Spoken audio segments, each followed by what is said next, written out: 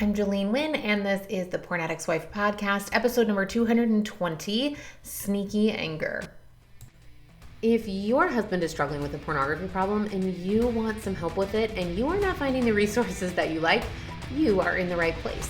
My name is Jolene Wynn. I am a certified life coach. I am an active member of the LDS faith, and I am the wife of a former porn addict.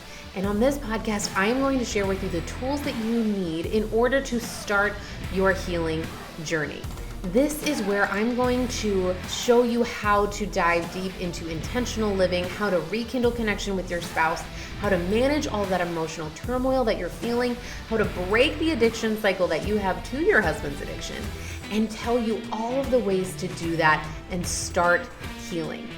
I am so glad that you're here, and I can't wait to get started. Let's go.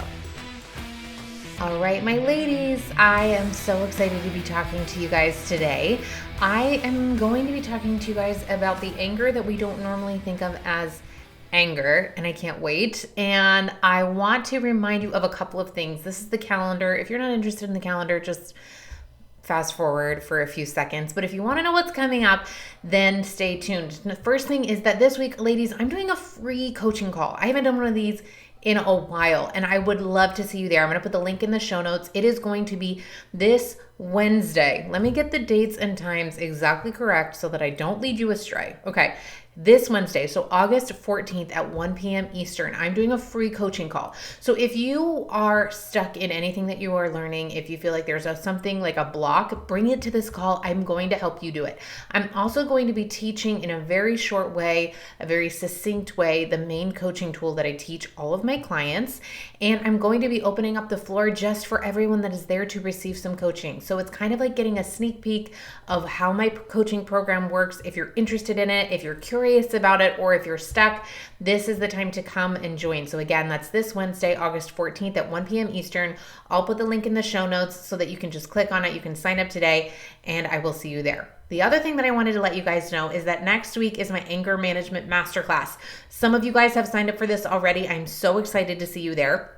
This is going to be next Monday through Wednesday, so August 19th to the 21st, every single day at, again, 1 p.m. Eastern. I am going to be holding this masterclass. This is a masterclass I'm teaching inside my coaching program, but I'm opening up a few spots to allow those of you who really resonate with this topic to come and learn and have access to this. So this will be a masterclass you have access to forever. Okay. So this is going to be your opportunity to come and learn and apply everything that you're learning on the podcast, but specifically toward anger.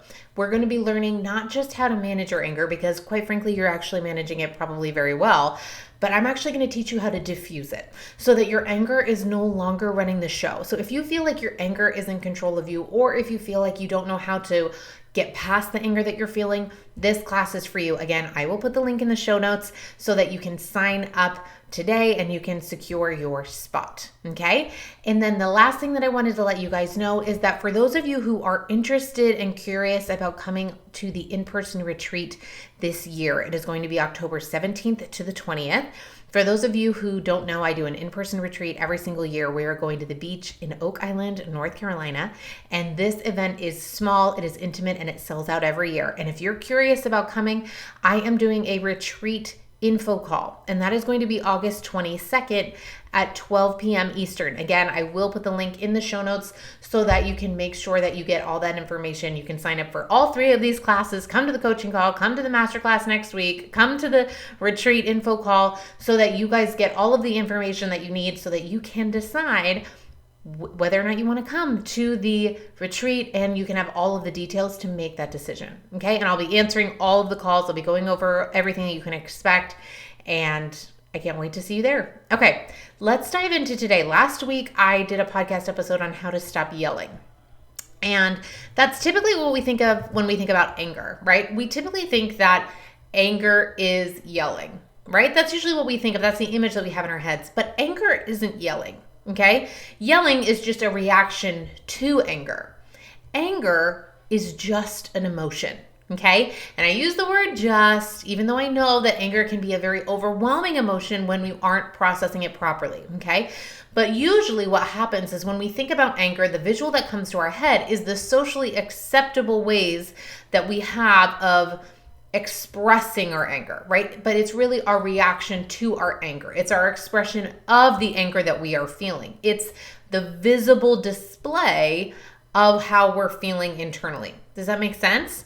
And that's typically what we think of when we think of anger. So today I want to offer 4 main ways that we actually express anger, or that I have seen very common ways of expressing anger that are a little more subtle or sneaky. So I want you guys to take a listen today and see if any of these sound familiar. And it could be that you're like this with any of your relationships. It could be that you're like this with your spouse or your mother-in-law or your mom or your best friend. And all of these ways are ways where we have some anger that could just be coming out in a way that's a little bit different, okay? So let's dive in. The first one is a way that I think a lot of us come out with, especially in a marital relationship, and that is the silent treatment. Do any of you guys go silent when you get really angry? I have definitely been guilty of this, okay? And it's not something that is necessarily bad, except that it usually creates something that compounds the problem, right? So most often, a lot of people who think of anger think that when you feel angry, then you yell. But very often, there are lots of people who feel anger and then they go silent. They retreat internally. And what happens with this is that we then start to spiral in our minds, okay? And then we create more and more and more of a story to justify the anger that we're feeling. And we're just justifying it internally. We're just telling ourselves the story over and over again of why we're allowed to be mad, because this isn't the first time that he's lied to us. And can we think about all the other times that he's lied? And remember that last time when we were on that vacation and he didn't tell us about that thing, and our brain just comes up and we just create the drama to justify the anger that we feel. But we're not actually verbally expressing anything. We're just having this internal dialogue where we are consumed with the story that we're telling. And that keeps the emotion that we're feeling locked in there. And that unexpressed anger, that silent anger, will come out eventually, because we can't hold on to unexpressed emotion forever. It eventually boils over, okay? So normally what happens when we go silent is that then things start to affect, that silence starts to affect our relationship. Not only are we now not communicating with our spouse, which is never a bonus, it's never going to be something that's positive, is us not communicating with our spouse, is that then we also then tend to build on top of that silence, and that story gets even bigger. So now we're not only angry about the one thing, now we have the story, and then we add not communicating on top of it. And now the problem that we're dealing with is even bigger than what we started with. So I want to offer that if you notice yourself going silent, that, well, number one, you have a lot of compassion for yourself for this, because there's probably a reason that you've gone silent. And maybe part of you thinks that it's better to go silent than it is to get into a fight. And maybe that's true. But what I want to offer is that I want you just to notice that going silent is still creating a problem. Just because it's not a verbal confrontation doesn't mean that it isn't creating a problem that we need to look at and solve. Okay?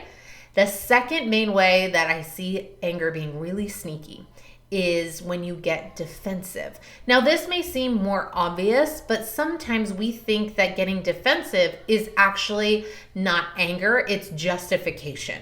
Okay?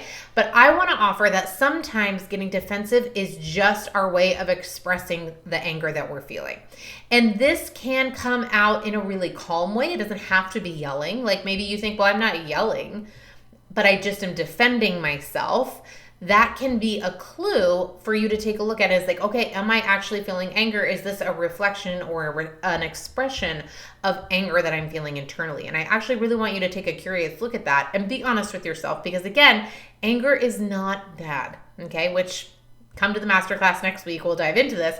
But most of us think that anger is a negative emotion, especially if we have had experiences or been in experiences in our lives with other people who've expressed anger and we haven't liked how they've expressed it. Maybe you got yelled at, maybe your dad was angry as a kid and he yelled at you, and so you thought, I'm never going to yell. right? Then we want to switch how we react to anger, or we want to suppress it and make it go away, right? So one of the ways that we do this is we might think, well, I'm not getting angry, I'm just defending myself. But again, I want you to take a look at, okay, am I getting angry, and is there an anger underneath the defensiveness? Because typically, yes, that is what happens. And so the defensiveness, again, it could be yelling, but it could just be talking very calmly. Or it could be you commenting on the internet. It could be you writing a note or a text message. But I want you to get really curious of, where do I feel like I need to defend myself, which is a very normal reaction.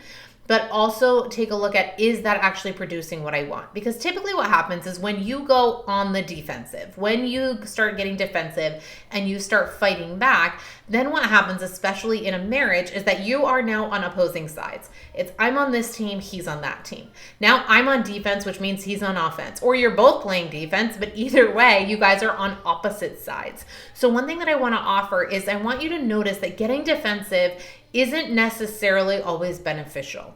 And that doesn't mean that you can't ever defend yourself, because you absolutely can, but defending yourself and getting defensive are two very different things. And maybe I need to do a different podcast episode on that where I can dive into that. But short version of that is that getting defensive means we bring up our walls and we start attacking. Think of an animal, a wounded animal that's backed into a corner. That's what happens when we get defensive. We think that we are literally, it is our biological response. We're like, we have to fight our way out of this. But the opposite of that, which is allowing yourself to defend yourself, what that means is you can do that very calmly. You can do that from a place where you're not a wounded animal backed into a corner, where you're actually sitting calmly at a table talking to somebody who loves you and you feel safe with. Does that make sense? So again, deeper podcast for another time, but notice that getting defensive can be an indication that you have some anger that's underneath that needs to be looked at and resolved. Okay? The third way that I have seen this most often, this sneaky anger, and this is probably the one that I'm most guilty of, is sneaky and sarcastic remarks. Okay? And I'm going to throw this one in there as well, is being passive aggressive. How many of you, raise your hand, have been passive aggressive at some point in your life? Pretty much all of us can raise our hand, right? Most of that is an indication that we have some anger underneath. Okay, so let's talk about that snarky, sarcastic bit of this first. This is where I have definitely lived in my history of anger. Anger is not my go-to emotion. Anger is not one that I feel most often. However, when I do, this is my reaction of choice, is to be snarky and sarcastic. And what that will look like is my husband and I having a conversation and us talking about some very emotional things where I have my feelings hurt and I'm getting all angry about it, and then I will just come back. And I have learned over the years to make the pause and to just see the sarcastic remark going on in my brain and not to say it out loud. But ladies, whether you're saying it out loud or hearing it in your brain or saying it in your brain, it's being said. Okay? Now, is it better to say it in your head than saying it out loud? Maybe, but either way, it's creating a problem. And here's what I mean by that, is that even whether I said it out loud to him or I just said it in my brain, I was creating, again, more of the story. I'm creating the comeback. I'm creating okay, so what do you want? You want just like a medal for saying sorry, right? It's like those little remarks, those little snaps back that feel really good. They feel a little defensive, right? It's almost like getting defensive. And for me, what I recognized is all that did was create more of a tension between him and I, even if I didn't say it out loud. It just made me more antagonistic toward him. It made him solidified as the villain in my brain. It increasingly made me the victim, the innocent bystander who didn't do anything wrong. And those little sarcastic remarks, even if I didn't say them out loud, were jeopardizing the relationship that he and I had. So I want to offer that if you feel yourself doing this, even if you don't say it out loud, if you just say it in your head, I want to offer that you take a look at that and ask yourself, is there something underneath it? What's underneath this? And if there's some anger, then that's what we need to work through. Now, the other part of this passive aggressive piece, this, ladies, can be so telling. So I want to take an honest look, and I want to really get curious about this because, ladies, I think we struggle with this more than men. I think men typically, not in all cases, but men typically are better at having face-to-face confrontation. Women are typically more passive aggressive. Now, with the role of the internet, I think men are getting there also. It's much easier to be passive aggressive when nobody is visually on the other side of you. It's easier to have a conversation passive aggressively about another person when they're not standing in front of you, right? So it's easy to make a comment on a Facebook group. It's easy to make a comment on an Instagram page. It's easy to make a comment in a text message or through a note, okay? Or a phone call. And I want to offer, ladies, that you start looking at where am I being passive aggressive? And by passive aggressive, I mean you want to say something directly, but you're not. So you kind of go a roundabout way of saying it. Right? You all know what passive aggressive means. It's kind of like a little put down on the other person, but you're kind of saying it in a roundabout way because you don't actually want to just come out and say it directly because you don't want to be that person. You don't want to be mad. You don't want to have a confrontation. You don't want to say it to their face and deal with all the emotions that come out when you do, but you actually want them to know. Okay. I have definitely done both ends. I have been the recipient of passive aggressiveness. I have been passive aggressive in my not the best moments. And I think we all know what this is. But again, I want you to take a look at this. Could be an indication that you have some anger that's unresolved, that is unprocessed, that's sitting below the surface. Okay. So the visual that keeps coming up in my mind is Mean Girls. Have you guys seen that movie? Okay. Long time ago it came out and it was hilarious. Okay, so the movie Mean Girls is like the queen of passive aggressiveness, this movie. And you guys, they just have the best examples of passive aggressive in there. But it's all about backbiting. It's all about going around the other person's back to hurt them. And ladies, I don't want to say this in a way that like you want to hurt them, but when we have this unresolved, unprocessed anger underneath, then we want something to do with it because anger is a very high energy emotion. It's very difficult to sit with anger inside of you for a long time. It tends to boil over. We want to react to it. Okay, it's not a heavy emotion that makes us want to just sit and cry. It's a high energy emotion. That's why we typically express it through something high energy, like yelling or getting defensive or being snarky and sarcastic or even passive aggressive is something that requires movement and action, and that's what our brain wants. So if you find yourself being passive aggressive, then I want to take a moment that you pause and that you take a look and see what's going on underneath. Okay. All right. And then the last one, that this is the sneakiest one of all, is unexpressed anger. And let's dive into that for just a second. Okay. So unexpressed anger is anger that we aren't recognizing. It's anger that we feel internally that we aren't allowing ourselves to acknowledge and process.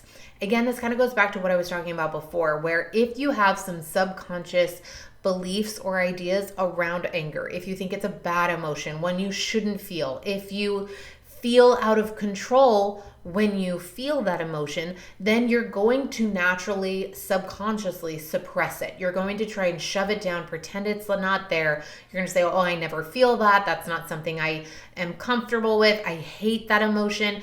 All of those kinds of thoughts are going to trap that emotion in you longer. And here's the thing about unexpressed anger is that it will always come out eventually. I've given this analogy a million times. I'm going to do it again. It's like holding a beach ball underwater. If you shove down your anger, it's like trying to hold that beach ball underwater, and it is exhausting. And maybe you can do it for a while. Maybe you can do it for years.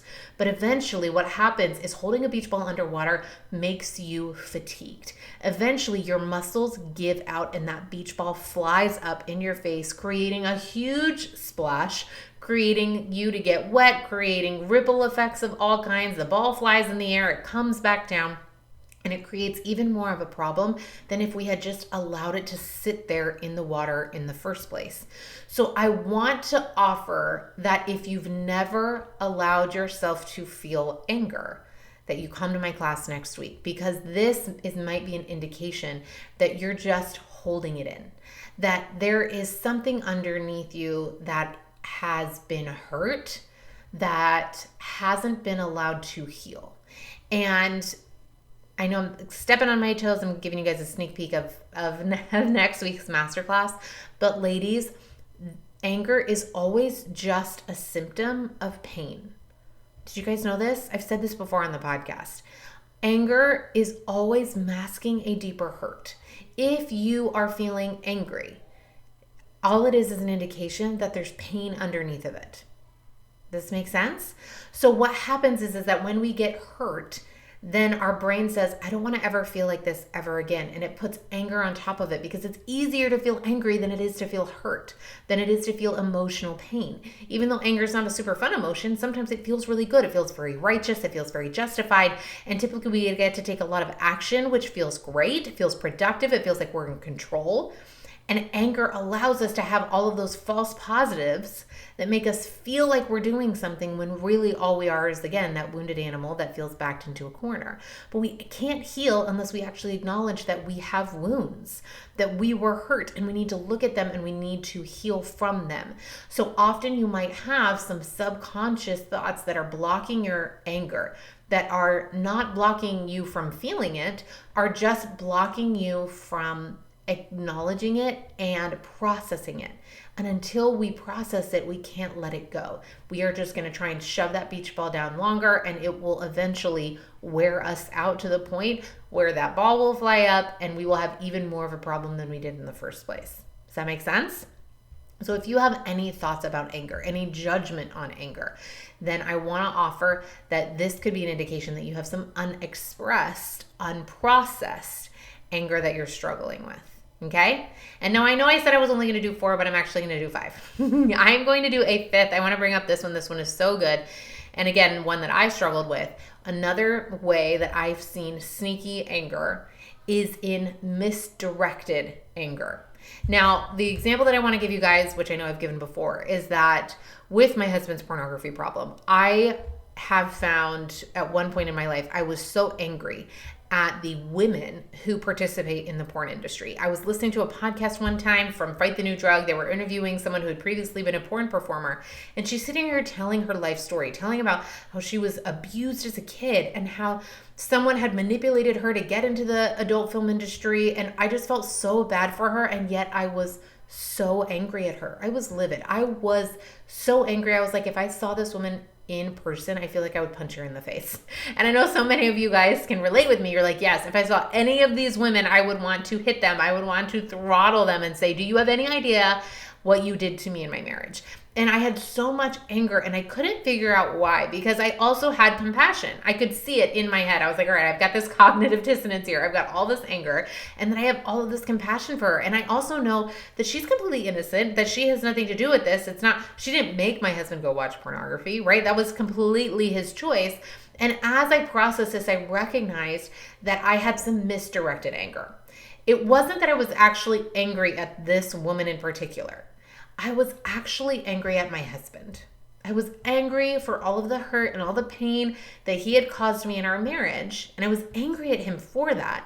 But it was easier to be angry at this unknown stranger that I was listening to on a podcast than it is to be angry at him.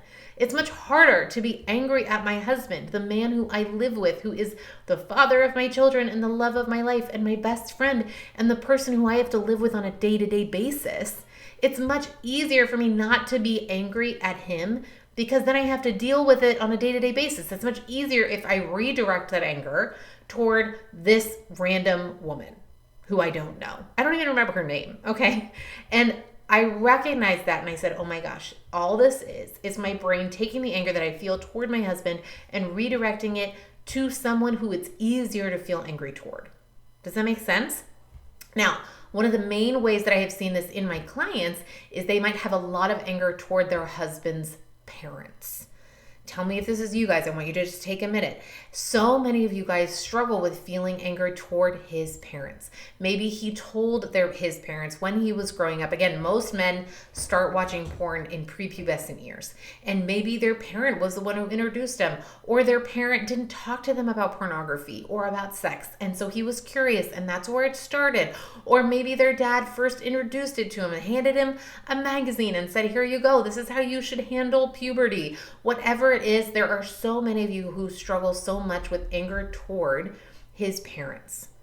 And I want to offer that we take a look at that, because most of the time it's simply redirected anger that is caused from pain. Does this make sense? You guys with me? So if you are feeling anger toward somebody else, even if it feels righteous, even if it feels justified, even if it feels really, really good and it feels accurate, I want to offer that we question it. Because if we sit with anger towards someone who's not actually who we're angry toward, then all it is we're just never going to be able to actually deal with the root problem. We're just going to constantly mask it, which means it's never going to go anywhere. And ladies, the anger that you're struggling with, again, is simply an indication that there's a hurt. And when we stay hurt, we never get better. And it actually starts to get worse, right? Remember, like ladies, if you don't actually heal a wound, then it starts to get infected. And then it just gets gross and it gets red and it gets swollen and it starts to like ooze and all kinds of nasty things. And then you get sepsis and then you die. So this is why we need to actually deal with the problem. And it's not what our brain wants to do. Our brain wants to avoid pain at all costs. Remember the motivational triad? I did a podcast on this a couple weeks ago. I did your primitive brain. Okay, go listen to that. Your primitive brain will always make decisions based off trying to avoid negative pain.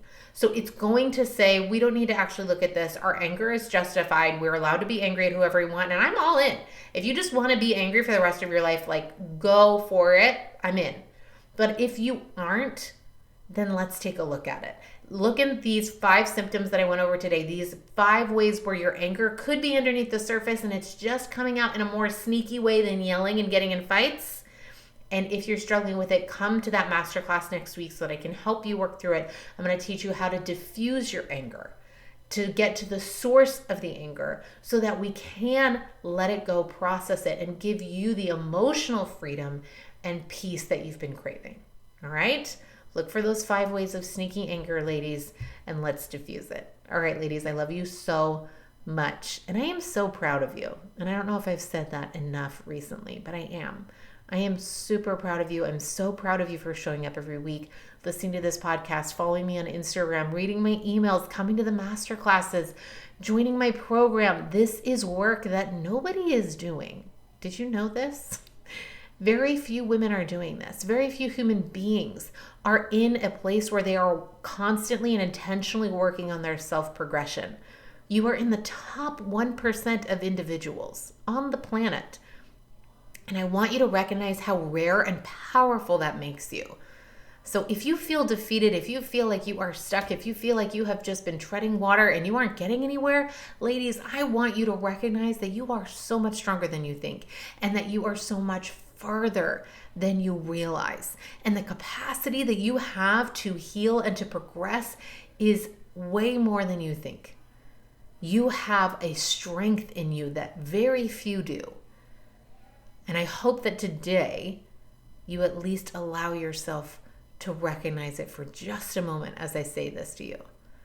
You guys are exceptional. You are astounding.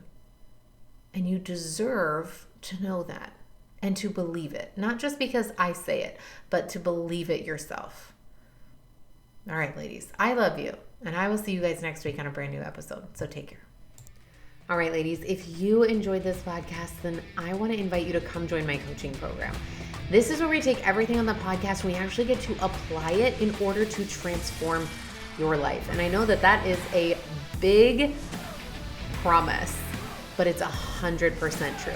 On the podcast, it's like learning how to ride a bike. It's like reading a book, an instruction manual via audio on how to ride a bike. And my coaching program is where you actually ride the bike. And that is what creates the transformation. This is what actually enables you to go from point A to point B, to actually create the transformation that you are seeking. If you are feeling stuck, if you are feeling like you are loving everything, but you just can't see the end from where you are now, then I want to help you. Come work with me one-on-one. I have a lifetime access program, which means it doesn't expire. You come work with me. I will help you every step of the way and work with you personally to make sure that you get where you want to go. I can't wait to see you there. Head to my website today, joleneWynn.com, and sign up.